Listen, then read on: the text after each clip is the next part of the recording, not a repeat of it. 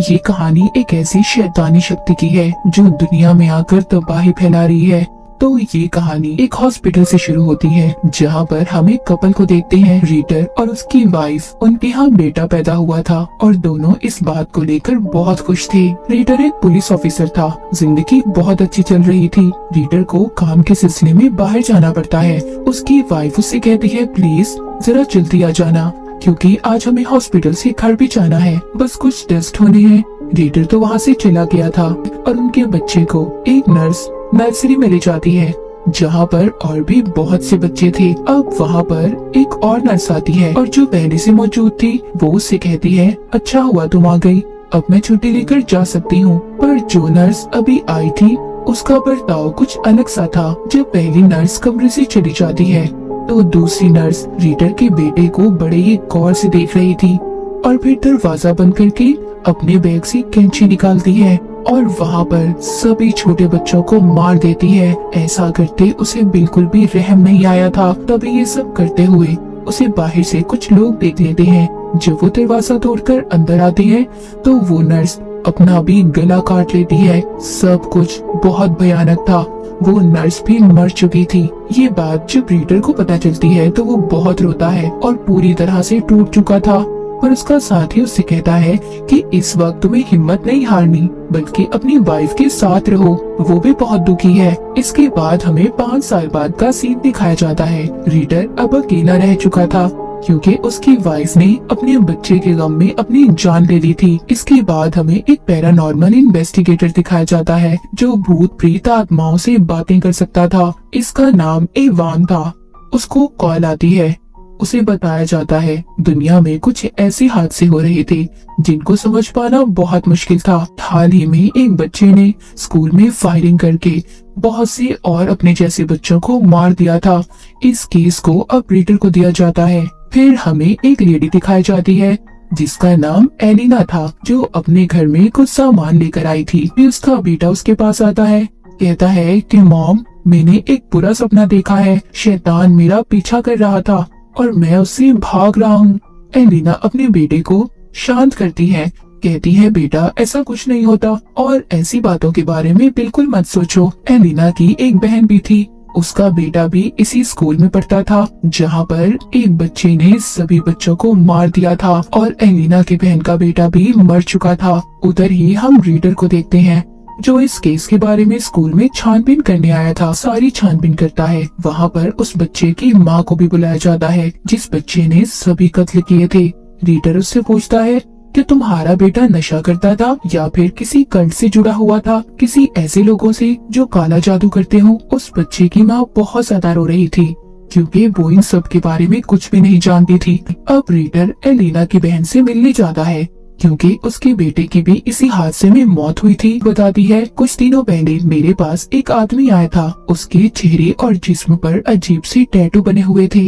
उस वक्त उसने मुझे बताया था इन सब बातों के बारे में, पर मैंने उसका यकीन नहीं किया। मुझे लगा कि वो कोई पागल है, पर मैं ये नहीं जानती थी कि उसकी बताई हुई बात सच हो जाएगी। और उसने तो ये भी कहा था अभी तो दुनिया में और भी बहुत बड़े बड़े हादसे होने वाले हैं जिसमें बहुत से लोग मारे जाएंगे। रीडर भी एलिना की बहन की बातें सुनकर हैरान हो गया था। जिसके बाद हमें एक पूल का सीन दिखाया जाता है जहाँ पर बहुत से लोग तैरने आए हुए थे। वहाँ पर सफाई करने वाली औरत को न जाने अचानक से क्या हो गया था। वो वायर्स बिजली की तारों को लेकर पूल के सामने खड़ी हो जाती है। जब एक आदमी उसे देखता है, उसे रोकने की कोशिश करता है, पर वो उसे भी बिजली के झटके देकर मार देती है। ये सब देखकर पूल में जितने भी लोग थे सब भागने की कोशिश कर रहे थे, लेकिन वो औरत उन तारों के साथ ही पानी में कूद गई थी जिससे पूल में जितने भी लोग थे सब मर गए थे। इस बारे में रीडर को भी पता चलता है तो वो वहाँ पर इन्वेस्टिगेशन छानबीन करने आता है। वहाँ पर पैरानॉर्मल इन्वेस्टिगेटर इवान भी था जो इन चीजों के बारे में जानता था। रीडर को ये केस बिल्कुल वैसा लग रहा था कि जहाँ पर पहले कातिल लोगों को मारता है और फिर खुद बाद में अपनी जान ले लेता है। इवान उससे कहता है कि ये काम किसी शैतानी शक्ति का है, पर रीडर ये सब बातें मानने के लिए तैयार नहीं था क्योंकि वो ऐसी बातों पर यकीन नहीं करता था। इवान कहता है, याद करो 5 साल पहले की बात है, जो हादसा हॉस्पिटल में हुआ था जिसमें तुम्हारे अपने बच्चे की जान गई थी, ये दोनों केस मुझे बिल्कुल वैसे लग रहे हैं। इवान कहता है ये किसी ऐसी शक्ति का काम है जो पहले एक इंसान को अपने कंट्रोल में करता है, फिर सबको मरवाता है। एक लेडी के घर जाते हैं जो एक नजूमी थी। वो अपने कार्ड से इनको बताती है कि दुनिया पर शैतान का असर हो रहा है। कोई कल्ट नहीं बल्कि शैतान खुद दुनिया में आकर लोगों को अपने काबू में करता है और उनसे फिर आगे लोगों को मरवाता है। तभी उस नजूमी औरत के घर में सब कुछ हिलने लगा था। ऐसा लग रहा था जैसे वो शैतानी ताकत इन्हें अपने होने का एहसास दिला रही थी। अगली सुबह जब एलिना और उसका बेटा मार्केट में जा रहे थे तो वही टैटू वाला आदमी जिसके बारे में एलिना की बहन ने रीडर को बताया था, वो उसको और उसके बेटे को अगवा करके ले जाता है। वहाँ पर खड़े बहुत से लोग ये देख रहे थे।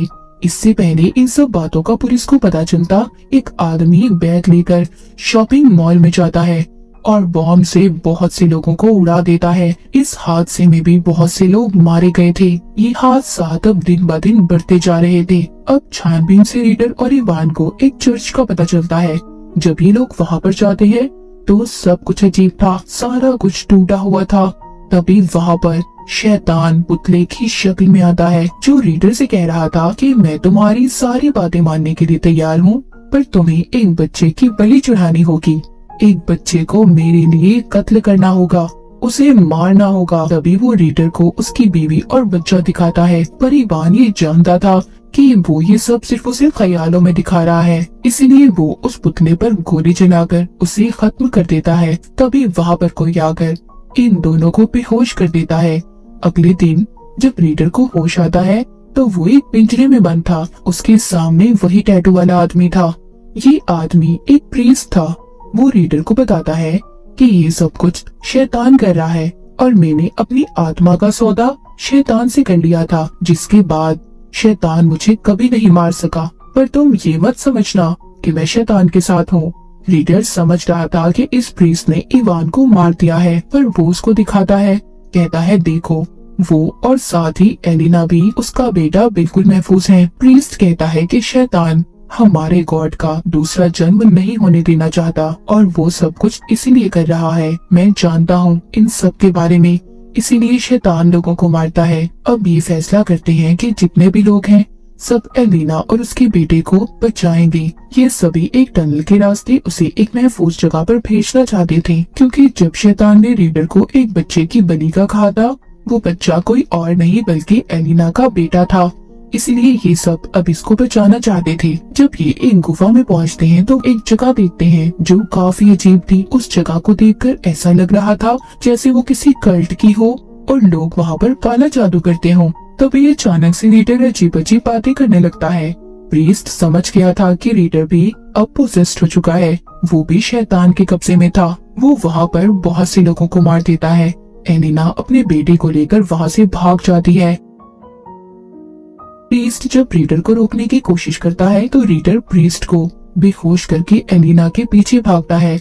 एलिना के बेटे को वो शैतान असली रूप में नजर आ रहा था जो उसके पीछे था, जैसा उस बच्चे ने अपने सपने में देखा था, बिल्कुल वैसा ही था। एलिना उस टनल से बाहर आ गई थी, पर अब भी रीडर उसके पीछे था, लेकिन वो एक पत्थर से उस पर वार करती है और उसे बेहोश कर देती है। तभी वहाँ पर प्रीस्ट के कुछ लोग आ गए थे और उनके साथ इवान भी था। ये रीडर को दोबारा से गुफा में ले जाते हैं और उस पर एक्सॉर्सिज्म जादू करते हैं ताकि शैतान रीडर के अंदर से बाहर आ सके।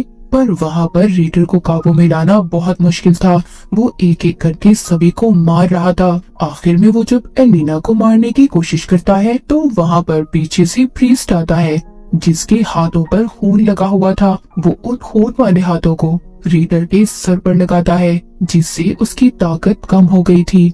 शैतान उसमें से बाहर आ जाता है और एक पत्थर में बदल जाता है। शैतान अपनी अंधेरी दुनिया में वापस चला गया था। दरअसल प्रीस्ट ने जो अपने हाथों पर खून लगाया था वो एलिना के बेटे का था, लेकिन वो मरा नहीं था।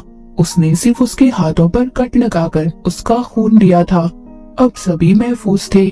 आखिर में दिखाया जाता है कि इवान बैठा अपने साथियों को शैतान की कहानी बता रहा था। वो ये भी बताता है कि कि रीडर के अंदर वो शैतान था। रीडर ने अपनी जिंदगी में बहुत सी मुश्किलों को देखा था। वो अपने साथियों को बताता है कि अब कोई बुरी ताकत रीडर पर अपना काबू नहीं कर सकती, लेकिन अब वही है जो हमें बचा सकता है, क्योंकि आगे और भी बहुत सी मुश्किलें आने वाली हैं। और इसी के साथ ये कहानी यहीं पर खत्म हो जाती है।